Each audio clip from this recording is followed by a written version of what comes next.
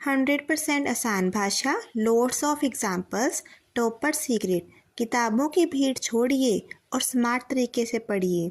इस नोट्स में मैंने यही तरीका अपनाया है, तो आप भी इन नोट्स से पढ़िए और स्कोर कीजिए। Hello learners, welcome to my YouTube channel. आज हम करेंगे national curriculum framework NCF। Friends, ये टॉपिक मोस्ट इम्पॉर्टेंट टॉपिक है from the point of view of exams. ये टॉपिक बहुत ही इम्पोर्टेंट है, यह है एग्ज़ाम्स में हर बार आता है। बहुत ही रेयर ऐसा साल होगा जब ये ना आया हो, बट ऐसा नहीं हो सकता। ये topic exam point of view से मोस्ट इम्पॉर्टेंट टॉपिक है। किसी भी साल का आप पेपर ले लीजिए, उसे देख लीजिए, ये टॉपिक आपको मिलेगा ही मिलेगा। ये टॉपिक मोस्ट इम्पॉर्टेंट है, ठीक है। इस टॉपिक को मैं आज आपको इस वीडियो में समझाऊंगी। यह यूनिट 4 BEd यूनिट 4 का नॉलेज एंड करिकुलम का एक टॉपिक है। तो ये है नेशनल करिकुलम फ्रेमवर्क, ठीक है। ये एक डॉक्यूमेंट है जो एक फ्रेमवर्क प्रोवाइड करवाता है for schools and teachers to plan experience for children, ठीक है।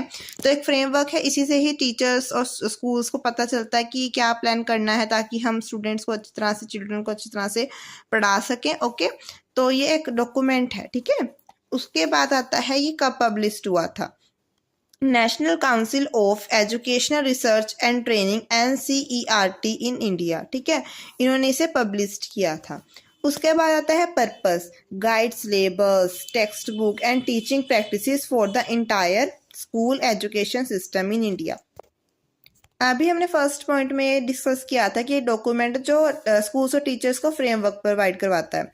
तो उस फ्रेमवर्क में यही गाइड होता है कि क्या सिलेबस करवाना है, क्या टेक्स्ट बुक्स होंगी, क्या टीचिंग प्रैक्टिसेस होंगी for the entire school education system in India, ठीक है। एक पूरे स्कूल, इंटायर स्कूल जो भी एजुकेशन सिस्टम इंडिया में है, उनके लिए गाइडेंस प्रोवाइड करवाता है, ठीक है।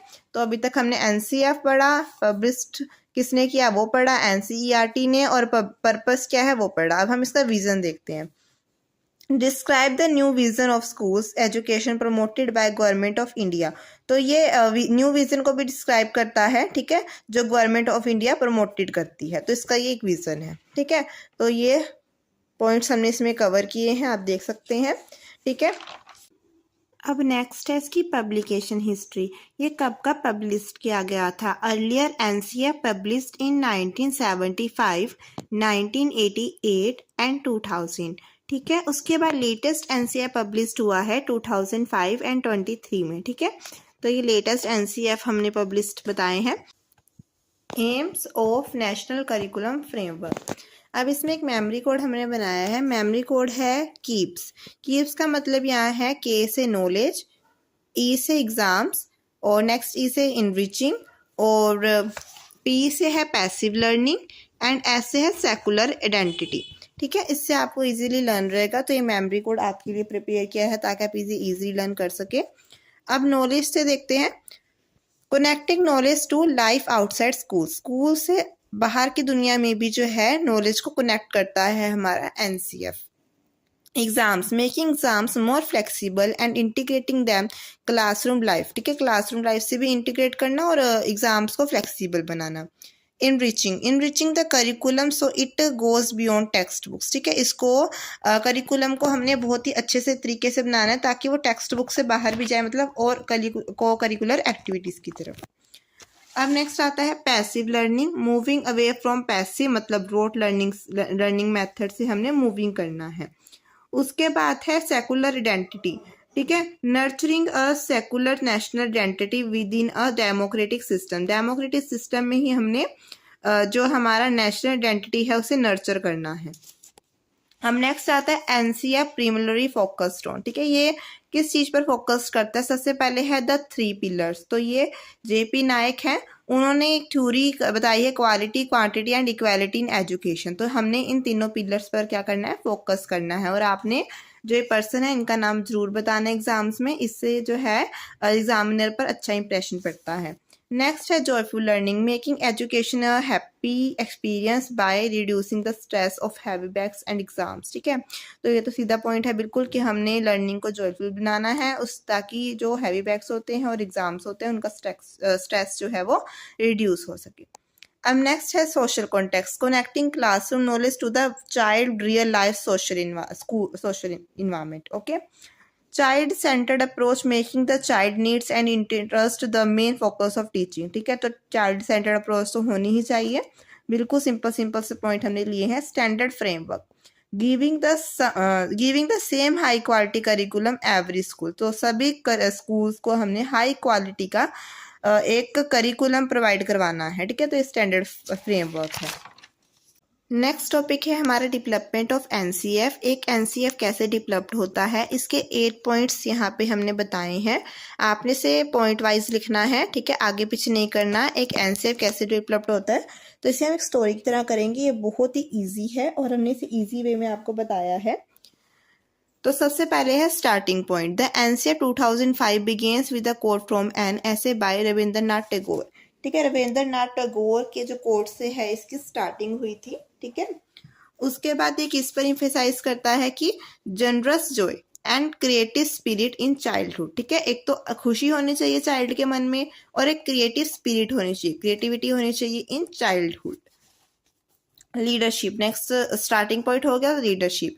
A national steering committee was established under the chairmanship of professor Yashpal. ठीक है, इसमें एक कमेटी जो है वो इस्टेब्लिश की गई है जिसके चेयरमैनशिप भी बताए गए हैं जो है प्रोफेसर यशपाल। ठीक है, यहाँ पर रविंद्रनाथ टैगोर की बात की गई थी, यहाँ पर प्रोफेसर यशपाल की। इन्हें आपने हाईलाइट कर लिखना है ताकि एग्जामिनर को पता चल जाए कि आपने इन पर्सन्स के नेम्स भी बताए गए हैं, जो बहुत ही इफेक्टिव होता है।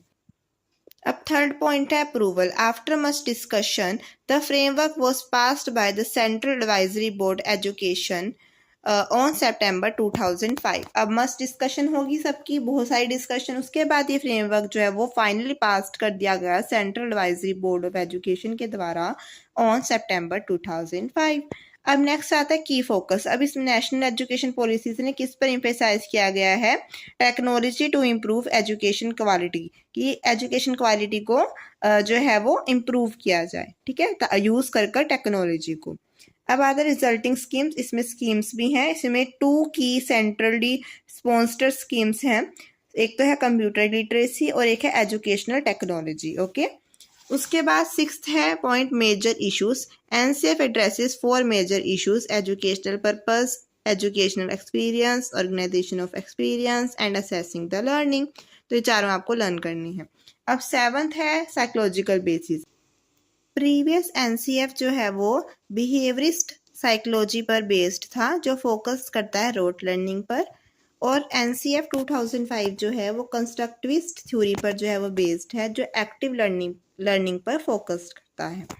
8th है input and development, developed through intensive discussions among scholars, parents, teachers, principles and NCERT faculty. ठीक है, ये जो है डेवलप्ड हुआ था इंटेंसिव डिस्कशंस जो इन सबके बीच हुई थी, scholars, parents, teachers, principal and NCERT faculty. NCERT faculty के बारे में हमने पहले भी जाना था। ठीक है, इसने इसको पब्लिश किया था, तो ये हमने 8 पॉइंट में बताना है। तो ये 8 पॉइंट्स हमारे डेवलपमेंट के, आई होप आपको बहुत अच्छे से क्लियर हुए होंगे। अब आती है salient features of एनसीईएफ।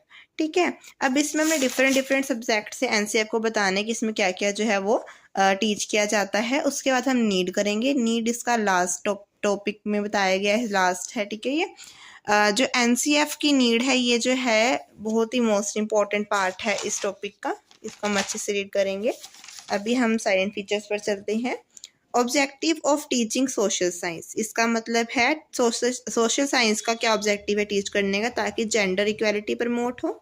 Civic responsibility teach करना और फोकस करना मॉडर्न चैलेंजेस पे। बिल्कुल कॉमन से पॉइंट है, इन्हें आप पढ़ते ही लर्न कर सकते हैं। 4th है critically examine economic and social issues, जैसे कि डिस्ट्रीब्यूशन का, चाइल्ड लेबर का, इलिटरेसी का एंड पॉवर्टी एक्सेट्रा। उसके बाद मैथमेटिक्स को टीच करने का क्या ऑब्जेक्टिव है, ताकि स्टूडेंट जो है वो कंसेप्ट्स को जो है वो अंडरस्टैंड कर सके across different branches of mathematics.